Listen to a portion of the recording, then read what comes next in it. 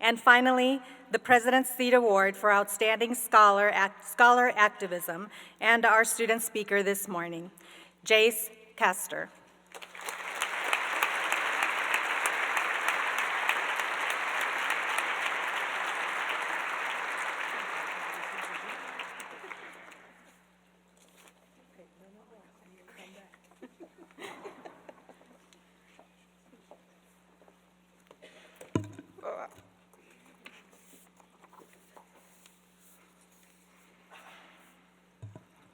Hello. I want to start by saying thank you to the Office of, is this too loud? Is that okay? Okay. To the Office of Equity and Diversity and the Seat Selection Committee for the award and the opportunity to speak. I want to take a moment also to recognize all of the amazing people that have made and continue to make social justice work possible on the Morris campus.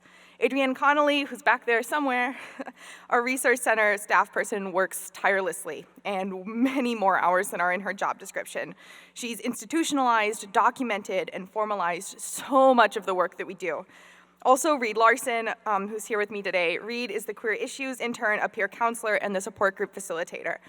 His leadership and the leadership of students like him is amazing. Without that leadership, I wouldn't be doing this work, and the Morris campus landscape would look vastly different. I want to preface my comments today with a short quote from a Minnesotan poet, writer, and rapper, Guante. What you say is more important than how you say it. What you do is more important than what you say. What you build is more important than what you do. What are you going to build today? It is our job to build safe, respectful, and loving communities. It is of the utmost importance to think critically, though, about what and how we're building.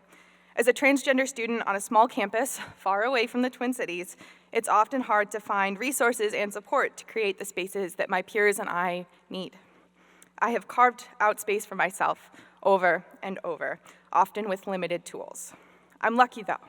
I'm in a position to work with staff and administration and know what pathways and channels to access.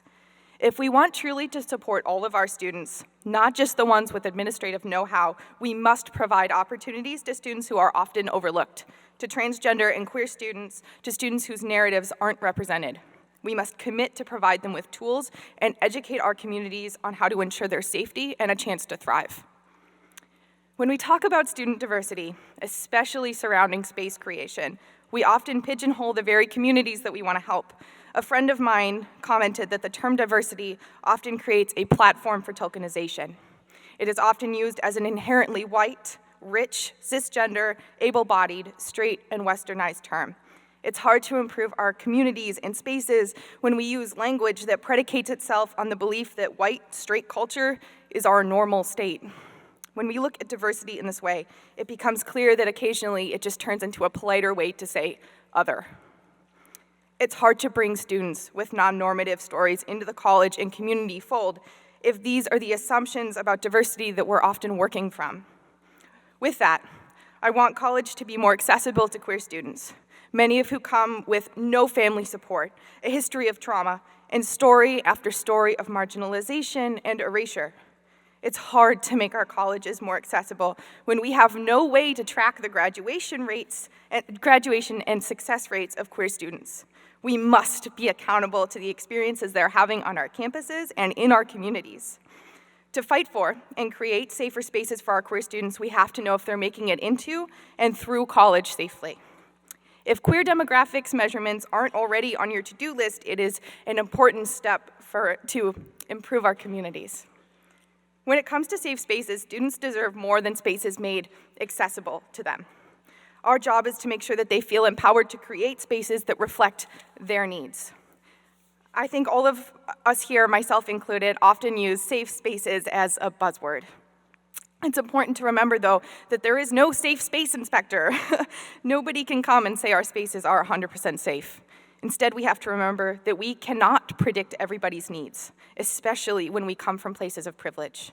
The best we can do is create safer spaces, be attentive to critique, and allow others to create the spaces that function best for them. I would encourage everyone here to go home and truly interrogate what safer spaces are, how we can improve them, and how we can give our students the autonomy and resources to create their own spaces. We're gathered here today as students, staff, faculty, and community members, and there are a lot of us. To return to Guante, power is 100 people in the same place at the same time.